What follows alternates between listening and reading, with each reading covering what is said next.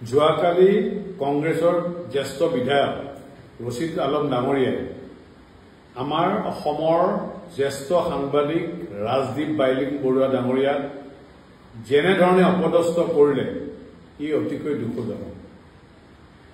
আমি কংগ্ৰেছে শেহতীয়াকৈ কৰা গণতন্ত্ৰৰ চতুৰ্থ স্তম্ভ সংবাদ মাধ্যমক যি আক্ৰমণৰ লক্ষ্য কৰি লৈছে এইটো ভাৰতীয় জনতা পাৰ্টীয়ে তীব্ৰভাৱে গৰিহণা দিছে।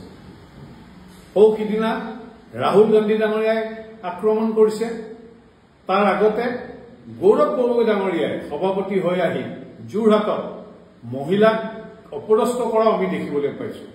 অকল সেয়াই নেকি, কংগ্ৰেছে বিভিন্ন সময়ত সাংবাদিকসকলক যথেষ্ট হাৰাশাস্তি কৰি আহিছে। ইমাৰ্জেঞ্চি সময়তো প্ৰায় ৭,০০০ সাংবাদিকক জেলত ভৰাই থৈছিল। এই কথা কিন্তু ভাৰতৰ জনসাধাৰণে পাহৰি যোৱা নাই। আমি ইয়াৰ স্পষ্ট এটা ক্লেৰিফিকেশ্যন আমি কংগ্ৰেছ দলৰ পৰা বিচাৰিছো। গৌৰৱ গগৈ ডাঙৰীয়াই ইয়াৰ ওপৰত এটা স্পষ্টীকৰণ দিয়া উচিত যে তেখেতসকলে কি বিচাৰিছে। সঁচাকৈ তেওঁলোকে গণতন্ত্ৰৰ চতুৰ্থ স্তম্ভক হত্যা কৰিব বিচাৰিছে নেকি?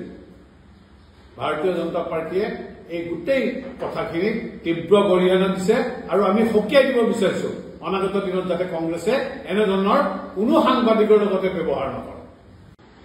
যোৱাকালি কংগ্ৰেছৰ জ্যেষ্ঠ বিধায়ক ৰছিদ আলম ডাঙৰীয়াই আমাৰ অসমৰ জ্যেষ্ঠ সাংবাদিক ৰাজদীপ বাইলিং বৰুৱা ডাঙৰীয়াক যেনেধৰণে অপদস্থ কৰিলে ই অতিকৈ দুখজনক।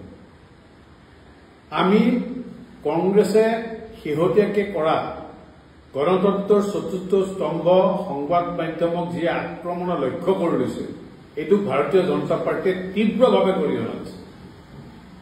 সিদিনা ৰাহুল গান্ধী ডাঙৰীয়াই আক্ৰমণ কৰিছে, তাৰ আগতে গৌৰৱ গগৈ ডাঙৰীয়াই সভাপতি হৈ আহি যোৰহাটত মহিলাক অপদস্থ কৰা আমি দেখিবলৈ পাইছো। অকল সেয়াই নেকি, কংগ্ৰেছে বিভিন্ন সময়ত সাংবাদিকসকলক যথেষ্ট হাৰাশাস্তি কৰি আহিছে। ইমাৰ্জেঞ্চি সময়তো প্ৰায় ৭,০০০ সাংবাদিকক জেলত ভৰাই থৈছিল।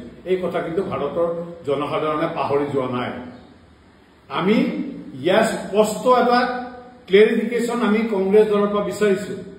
গৌৰৱ গগৈ ডাঙৰীয়াই ইয়াৰ ওপৰত এটা স্পষ্টীকৰণ দিয়া উচিত যে তেখেতসকলে কি বিচাৰিছে। সঁচাকৈ তেওঁলোকে গণতন্ত্ৰৰ চতুৰ্থ স্তম্ভক হত্যা কৰিব বিচাৰিছে নেকি? ভাৰতীয় জনতা পাৰ্টীয়ে এই গোটেই কথাখিনিক তীব্ৰ গৰিহণা দিছে আৰু আমি সকীয়াই দিব বিচাৰিছো অনাগত দিনত যাতে কংগ্ৰেছে এনেধৰণৰ কোনো সাংবাদিকৰ লগতে ব্যৱহাৰ নকৰে।